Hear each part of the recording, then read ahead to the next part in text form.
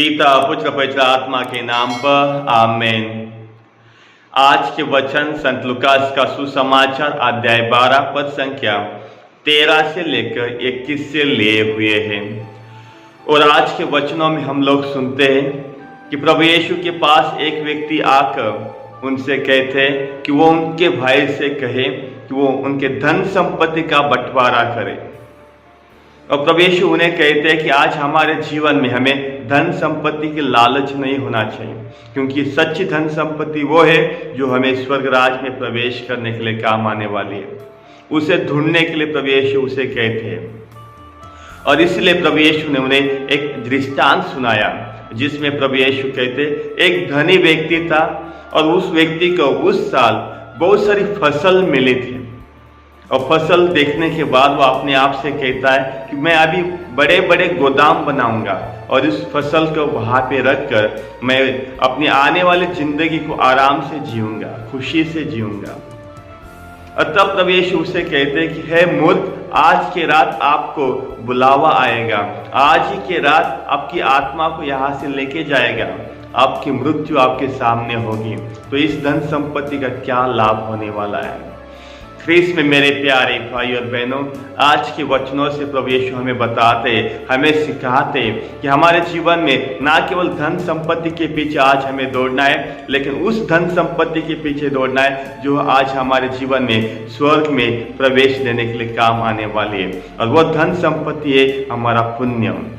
जो लोगों के प्रति हम दया करुणा दिखाएंगे वही हमारे जीवन में, वही हमारी सच्ची धन संपत्ति होगी जो हमें स्वर्गराज में प्रवेश करने के लिए काम आने वाली है। और इसीलिए इन वचनों के द्वारा प्रभु यीशु हमें सिखाते हैं कि हमारे जीवन में हमें ईश्वर को पहला स्थान देना है, ना कि इस दुनिया के धन संपत्ति पैसा को। एक उदाहरण मैं आपके सामने रखना चाहता हूँ जिसे हम लोग सब जानते हैं।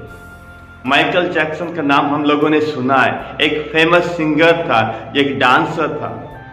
वो अपने जीवन में 150 साल जीना चाहता था और उसे जीने के लिए उसने अपने जीवन में बहुत सारी प्रतिष्ठा, पैसा, धन दौलत कमाई थी। और उसे जीने के लिए उसके पास 12 डॉक्टर थे जो उसकी देखभाल कर रहे थे, उसके स्वास्थ्य की। लेकिन हम आखिरी में देखते हैं कि वो 150 को भूल जाइए, वो 50 साल तक नहीं जीता है। वो 49 साल जीता है और इस दुनिया से चला जाता है। कहने का मतलब आखिरी में हमारे जीवन में ये धन संपत्ति कुछ काम आने वाली नहीं है, ये डॉक्टर्स जितने भी है वो हमें बचाने वाले नहीं है जब मृत्यु हमारे सामने होती है। और इसका उदाहरण हम लोगों ने देखा है कोरोना के समय।